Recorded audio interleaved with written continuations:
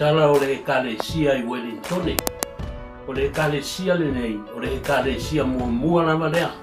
Na tupunga mai ai ekalesia nei fitu, wa iai nei tonu o le pulenga. Ma le ekalesia nei, sa whaeina le toina nei, o le tamai a lenge, le ilua. Ia po le maungalon suafa na whaiu iai. Malona whaletua o filiata, ia malona au ainga. O le hau whai o tangata sa iai tonu o le whatuina o nei ekalesia, e le atoa se luas fulu, e lalo I fole, o le luas fulu tangata mātua matamaiti, na iai, a o le whaiwhi au na malanga mai lungai au kilangi. O sunga lea I asia osi e rito, I e riko, ma le tia kono matua I a pelu teo, o la ua ia na malanga mai lungai au kilangi,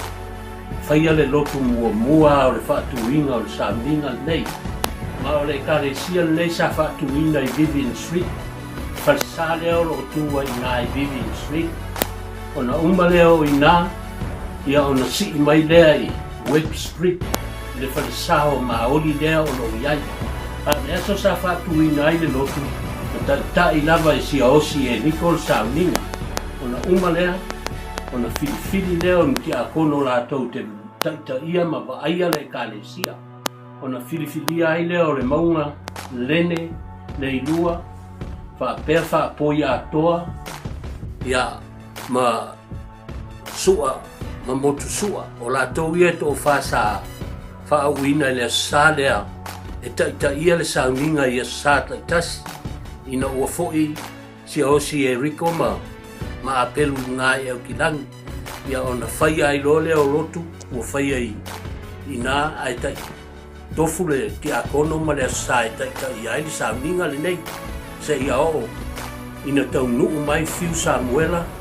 ma fuai upu, o la ua nān tau nuu mai ele I a toa stolu ni masina tangu ni whatu lotu le nei. Na la ngā lulua ai lole ai le taita inga o le ekalesia, se ia o lava ina. Maua le whaiwhi au o le ekalesia o puni le ota. Malanga mai le tausanga e afe iwa se lau ono sfuma le ono. Ia ai whaamana waina na ngā ruenga.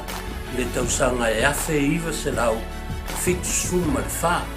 Ia ona kulai mai e lore au li sati ete ma wheneni. E tau afe le ngā ruenga mai le afe iwa se lau fitu sfuma le wha ia te sema. Se ia o mai le afe, le lua afe, lua afe ma le hiva. Ona wha mahalo lo ai lea ua li taia, ia ai so o mai e nei loa ma tauti anga. Lea olo o iai nei a, o le wha whengainga nā le kale. E tolu wha whengainga le kale sia sa iai. E o ia tauti anga. Lon tolu na o whawhengai. Ai whawhare sa sifi iai le ekalesia le taimi o lon tau ati nae. Ia, ma o le tala pupu nae mwhakio na o whai loa tuai, ma lo fia. O ma ua ma, tamale ino ia ie sa iai, o ma ua ia o ulu ai tai pese lama o le ekalesia le nei, le tausanga e onu suma lima. E le ngata i lea, o ma ua fo ima le tina o le ainga. O le whai poiponga mua ana na whaia I tonu o le ekalesia lea. Ina ua maua mai le lai sene whai poiponga o puni. I le tausanga e afe iwa se lau.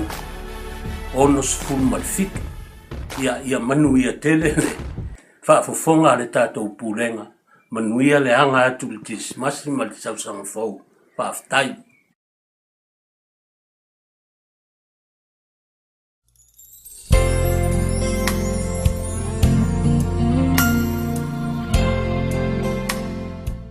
Talo falava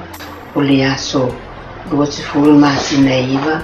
tasi iwa fitu o, whaatuina i le nei ekalesia e whatasai pitoni, mana whaatuina i le Central School po, le aso lua te fulu masina iwa, tasi iwa fitu o, nona aso lua te fulu tasi o la salea, matou a mataina I loa le Salvation Army. Pinana wa mai ai wa o to lua mai ekalesia o Wellington e whaia matuta po inga ia ona so mai ai lea ma le sunga i le awa o ia le pena ma se rafi e tausia le nei au lotu ia ona pailoa leo le whiriwhiringa le au lotu mo se whaiwhiau e ai le mātou au lotu ia ona tase i loa leo le whinangalo ua i o ina ia a whaaso ma pi ia ma o rātou na whaatuinga nei lotu e toa suma le lua ainga o suama sopo asa ma liuma emi Venika ma filoi o lauta tofa saulione saru latu anai o va pesta maita sole fai ia mai si ainga wa ngale te au latu ingoa ia ona fai loa leo le latu tanoang fo i mo se fai fi au tau siele nei au lotu ma wata se ai le whiriwhiringa ia sunga ia a whaaso ma pi tau siele nei au lotu na whapena ana o si whia ngai ngā maile ta siiva fitu wha se i ole ta siiva fitu iwa tala whia ngai ngā ma a whaaso ma pi to e whono le au lotu mo se whaiwhi au ma wata se ai le whina ngalo le sunga le a whaiwhi au ia a kerei masulu no siele fea ngai ngā ma a kerei masulu ta siiva walu o se i o le lua o iwa ma liu le whaletua ia sulu ne aso sulu lua masina sultasi i le lua o walu ma pena ona tala i nai lua ma le fea ngai ngā ma le sunga ia a kerei ma le nofo alu ia ai tofia mai e ilo ele to e ina ma le au whai ngā luenga le sunga le whaifi au whaanofo ainga ia tino matu mau e wa aia le kale se pitoni mai le lua o iwa se io o le lua o tasi o maua le fina ngalo le au lotu e fono mo se whaifi au e wa aia le kale se pitoni maua tasi ai le fina ngalo i le sunga ia reti tutuila ma le whaletua ia Josefina whapena ona o sia le whea ngai ngama ke reti ma Josefina i le aso fitu ma sina e walu lua o tasi o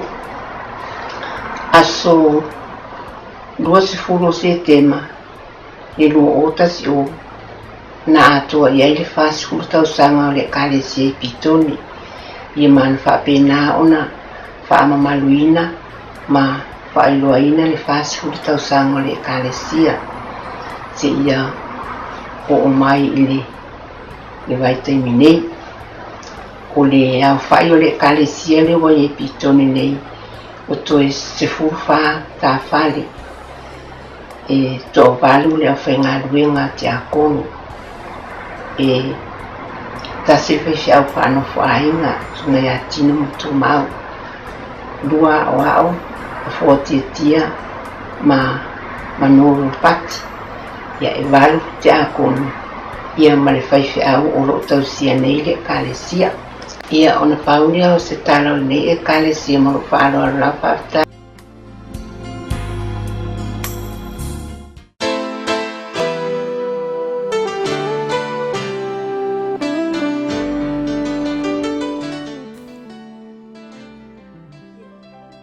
lo fia ba fonsi ole sala o mol mato e kalesia e kaka sai wanyo mata na katuina mato awoto i wanyo mata i tau sanga ya febe se la fitu suma lua o ainga na amata ina i pe tu sama sports funta si lua ainga ia ole sunga ya kuni leota o ia leo sunga to ina sa pefe au Wellington i o ia na sa patuina mato o lut e to ti a kuno mai Wellington na mato iai mato na o lut Wellington ia lana mi fe mai i pa o ele man ti a kuno to tas so fai lo te akono na matai mato olo o le sunga ya ta se na nai ta se misa ma le fale sua ya sila ilai yo la oiana a o so ani na bala wina e tau sia le mato olo o le afe se lau fitu tolu ia na ani ai no mato fai fi au mua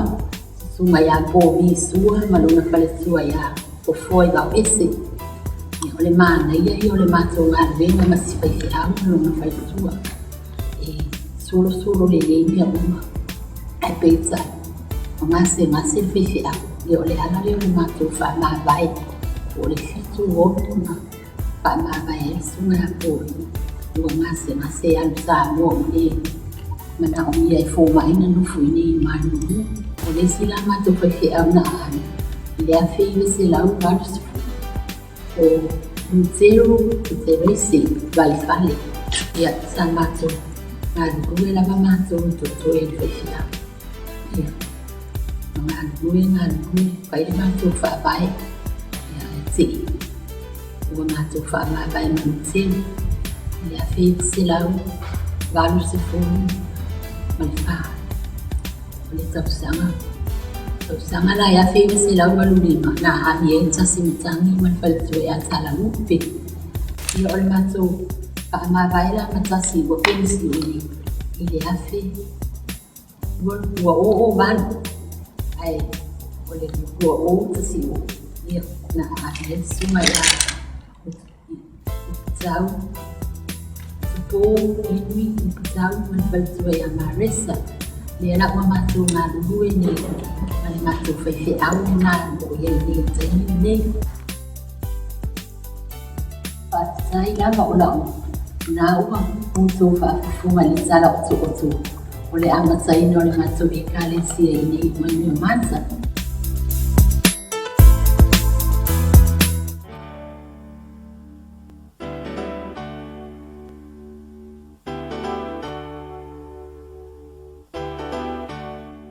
Lo tu lai o sina tala o le ngā luenga i Hatveri. Whatuina le kalesia asos fulfitu o iuni tasi iwa valuiva. Tasi la oa o fisosoani se fulurua te akono se fulurua a inga lotu. Iulai o mai le fai feau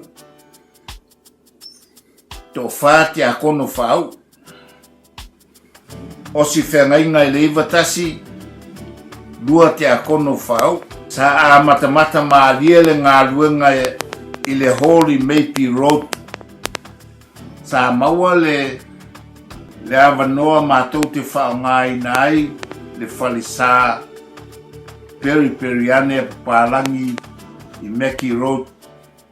Sa ai una mātou whatawina le whalesa i le lua afe. Sa whatawina e loa le whale o loo iai nei le kalesia. O le whai unga o le lua o tolu. Sa whatawina e loa le whanua o ilumo le whalesa. I le mamalu le pūlenga. Ma le tapinanga o le nei e kalesia. Sa tangi lava i lima. I le lua o wha, i a iuni, na maliu ai le whaife au o talo lua. Ma le te akono, o tangai i le o, a fipa. I le lua afe ma le lima, a solimo a perila, na mātou osi whea ngai ma whatu turi ma mea ripa setu. O le kale sia o loo iai, e lua o a ofeso soani. Se fulu ma le fitu ti akono. Walu au a inga o le kalesia. O le lua ota si lua. O le kalesia o loo iai nei. Ina ua mae a le fitu tausanga ma le fitu masina. Tasi le whaife au. Tasi le awa o malua. Tolua awa o fisosoani. Lua se fulu ti akono. tasi le faifeau no fo'aiga se fulu ma le tolu aiga lotu. Le awhai o aiga lotu o le kalesia o iei nei. E tolu se fulu ma le fitu. I le sila fia o loo tu maupea le awhai o tangata na whatuina le kalesia. Whatasi ma ainga whaopopo le kalesia. O loo tu maupea o mai i le so. O eo mali liu, mai le nai kalesia, talu o na amata mai le tasi iwa valuiva. Yo le lua o tasi lua. Tasi le tangata lotu, to lua te akono, tasi le whaifeau. Ma le fitu tau sanga, ma le fitu maasina ua mawae. O loo alofangi a lava, whatuturi ma le kalesia ia te velia le atua. Whawhetai. Ia manuia le kisimasi, ma le tausanga fou, o alofanga, whatuturi ma le kalesia a te veli. Soifua.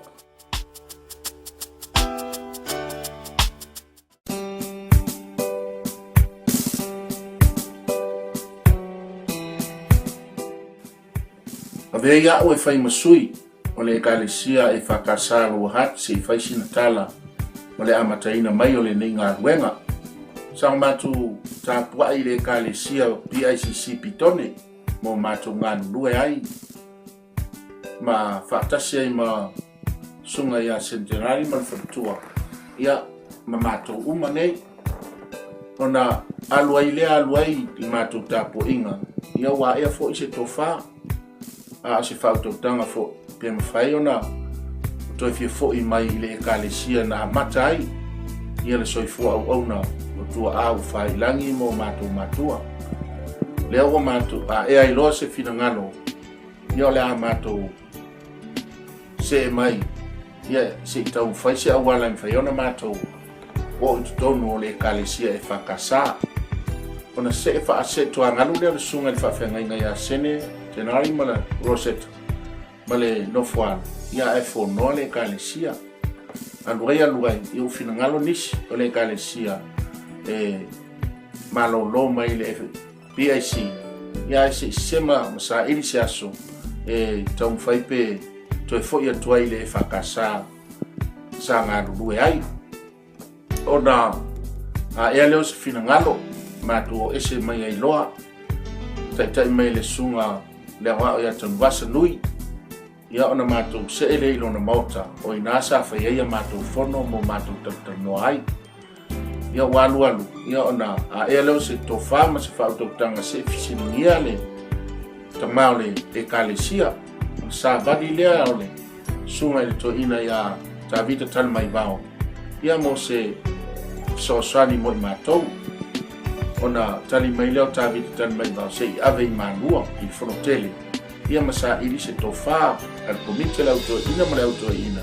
ia po le aso matu tali pita tali mai le tua wa tali ina la matu tar sanga ia na matu to fo mai le ma matu tar tala no fa pea fa fitai le tua o mo fai on talia tatou ona mai lo le fina ngalo sa ili se matu fai au don matu sa ili leo fai au matu to e bala wina le sunga ya centenari ma lo sector ia fai ma matu fai au dali mai watalia le matu tarsanga ma le matu bala au ia ona a e lo leo se tofa ma se fa utoktanga pa yo le kalesia o leo le a patu le matu lot ile tausanga tasila feiva se lau iva se fulu ia te sema ilo nasu mua o ina no se ila matu whengainga mwhatu ai le matu e kalesia e whakasalo o hat le iei nei le matu e kalesia o le awhaio i lato na amataina le kalesia fasfu ma le 5 matawhale no ese mai oi le PICC ia ona alu ai leo le matu ngā luenga sol manuia me uma ma matu ngā lue pea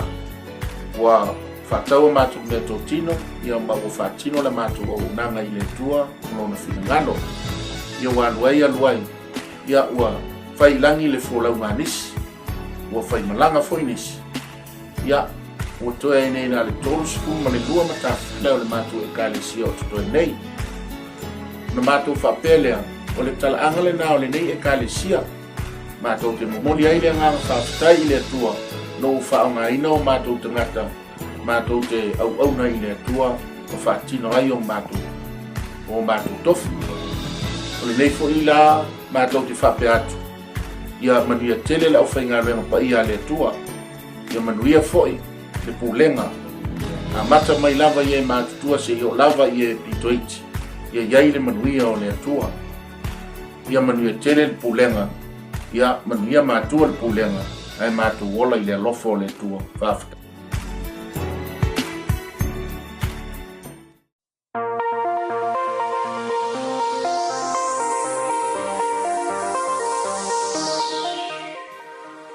ia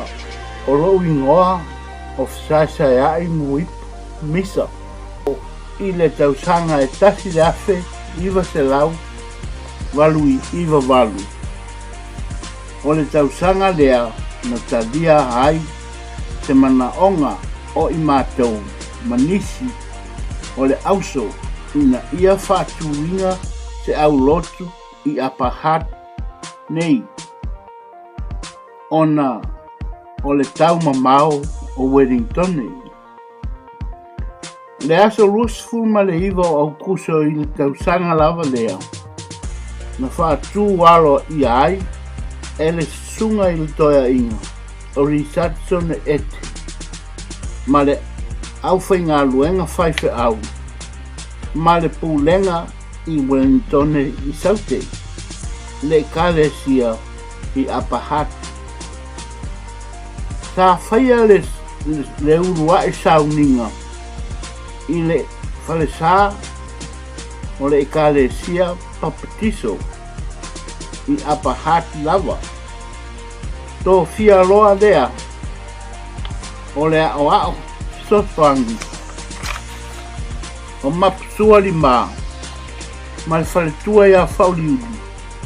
la te tausia le ngā luenga. E toa se fulu a inga na whawa inga le au lotu. E le ai fo ni tupe, ai sa whamo e moe lava i le anganga o le atua. E fisoso angi i le vai ma le toa ngau ngau. O le masinga o te sema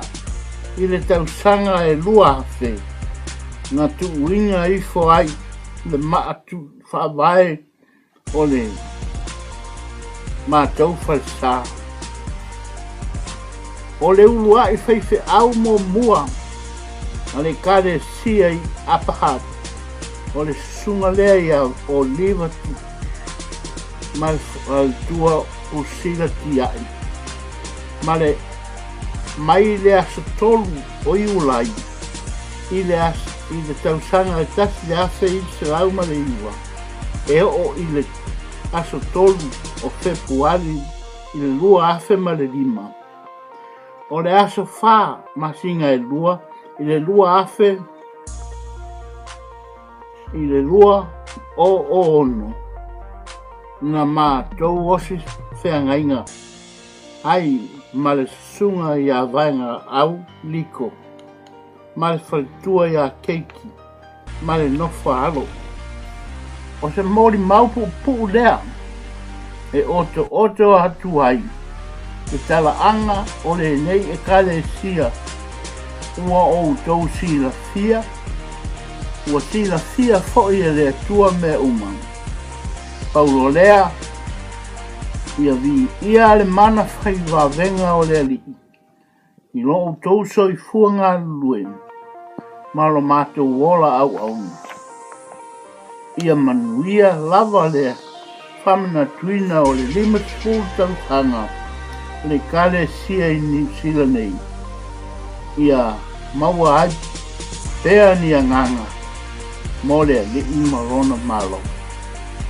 So i fua, whaftai le whafponga.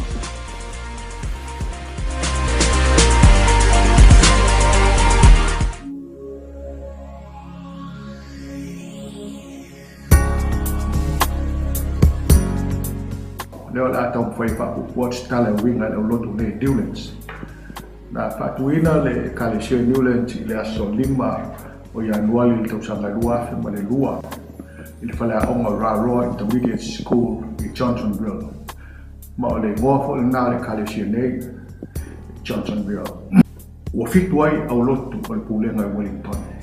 i lalo te inga sunga to ina ya Richard John Eti ma le fatua ya Fleming ona to fia lea sunga ya Eti o sunga asotiaka e nari ma fatua ya Atamoa e tau sia le kalesia e tari ai le taliu mai e whainga malolonga sunga ya maunga tia wha tau fiafi ma fatua tau nuu mai maunga tia tau fiafi ma fatua ya si senga ya so lua sifu ma fitu ya nua ni lawa lua afe ma le lua ona vele am tai o ngā lue pa lua ma le sunga ya sotiaka wale tai ina o whamantunga osi whengainga ma le sunga ya tino mose ma le whatua ya tu mau i le lua o tolu ma whaawina ma le sunga ya tino ma vea ma whaifi au ma tau whaamawai ma le sunga ya tino i le lua o lima au sui ma le ngore kalesia ya Newlands sa ngoe ya Johnsonville a leo e whakasa i Newlands. Ona to fia mai le sunga to ina ya Ete sunga ya la au le pona ma fatua ya pepe e whaawau ngā luenga ma to ngā lue se i o ina o si ma to fia mainga i le lua o ono e peo na ma to ngā lue nei. O le whaase tua ngalu le sunga to ina whaatonu ya Richard John Ete ma fatua ya Fileni mai le olotu Wellington e tusa mama manual whaabaya le kalesia na ua aulia tau sanga whaatapula aina ua vea lea ma whaamalusi au i whaauwina o lo laso i fua fo i nātu mwale tua e ala i o mato ngā rurue whaaulotu ua se furu tau sanga o le aulotu ua se furu ma tāwhale o le aulotu pe ua se furu e foi aina psosoanu po ma tāwhale whao iuri ua lata fo e se furu pensione o le aulotu nei e umi mga wale ala mai le fai mo fio no na taina sa fe ngai mo fa tau ni tabu e se fina malo ai mai se sa mo e na tupu tupu e le ni o ta e tu kuata mata uma ai no lo mata a o lo mata le fia ina ua au siel fa mo na tupu tai na fai ua ma fai na fai sa ta o pepe le pulenga o le tone sa a olea o tumbu o pensione e talia ma le ngana whaaloalo so se pensione fia awai ma whatama e whakasa i Newlands e unu fua e lei se tom Paule Mea i le lei pepa e te pelea i a tuaiti fo i se pasi awha e te tālo ai i a manuia le whaamlapuina le rimas futau sanga o le whakasa i ao te aroane sulfua